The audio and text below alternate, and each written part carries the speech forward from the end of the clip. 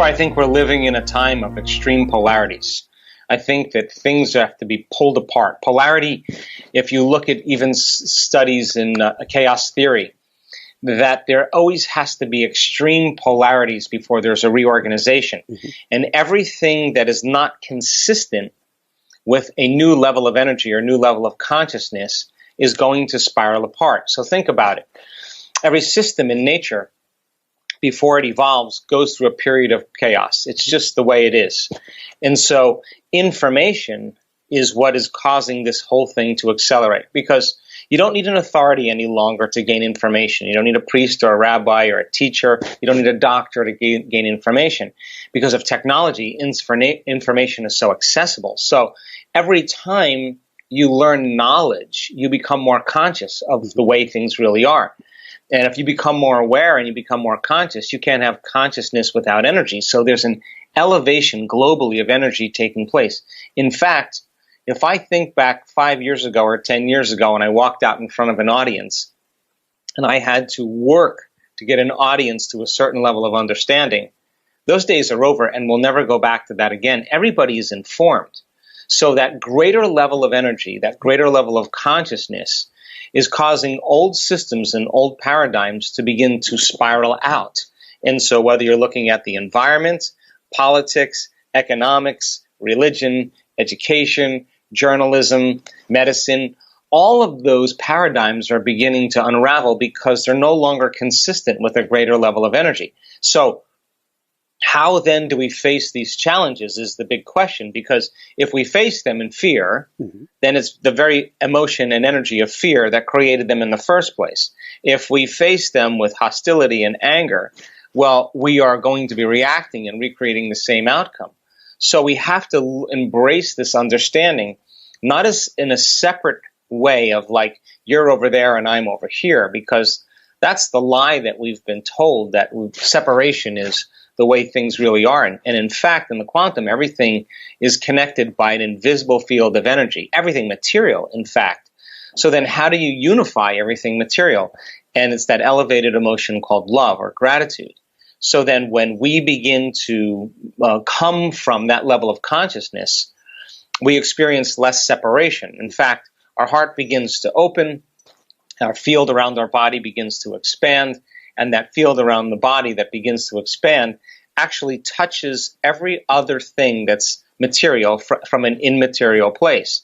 That means then, when you're feeling love for yourself, or love for life, or love for the moment, every single person that you have a relationship with, if your signal is the strongest, will begin to affect their autonomic nervous system. We know this to be the truth because we've measured this over and over again. We can take a group of 750 people and put them in a room, and we can have 50 people in the front of the room wearing heart rate monitors. Now, it turns out, as you know the Heart Math team over there, Howard Martin, Roland, and Debbie, and all those guys, that when you're frustrated, when you're impatient, when you're resentful, your heart actually beats very, very incoherently. It beats out of order. That's because you're stepping on the gas and the brake at the same time. The survival systems are switching on, the stress hormones are being released, but you're not running, you're not fighting, and you're not hiding. So there's a conflict between the accelerator and the brake, and that's what causes the heart to beat arrhythmically. So then when you switch from those limited emotions to elevated emotions, then you start feeling love and gratitude. All of a sudden, you begin to produce a very coherent magnetic field around your body. That energy is frequency, and all frequency carries information. So if you have 750 people in the room, and you have 50 people in the front of the room wearing the heart rate monitor, and you teach people how to elevate their energy and to open their heart and create coherence, and then lay the thought for the greatest good of everybody sitting in the front of the room, that their lives be enriched, that their bodies be healed, that their dreams come true, that the mystical find them.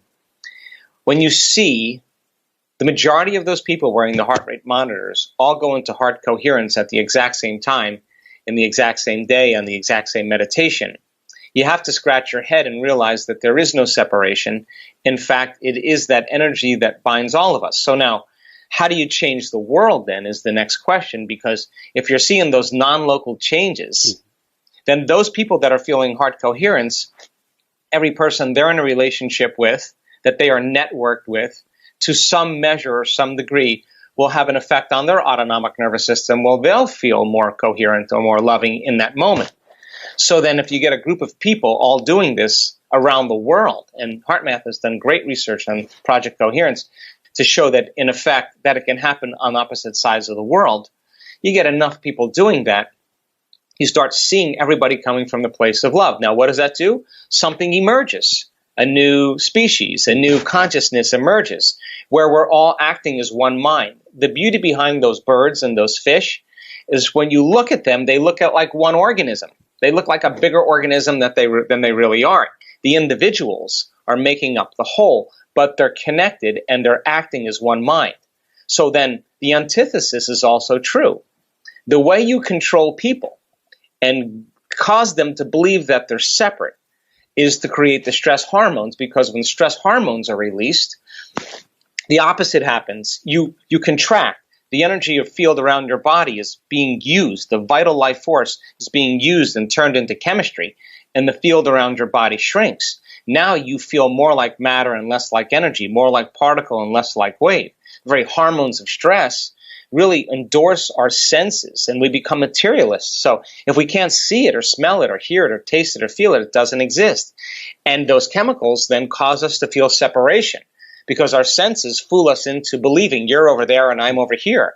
I'm over here and my dreams are way over there, and I have to drag my body through space to get to my future, and it's going to take time. So our dreams are way out away from us, and it's going to take time for us to get to them.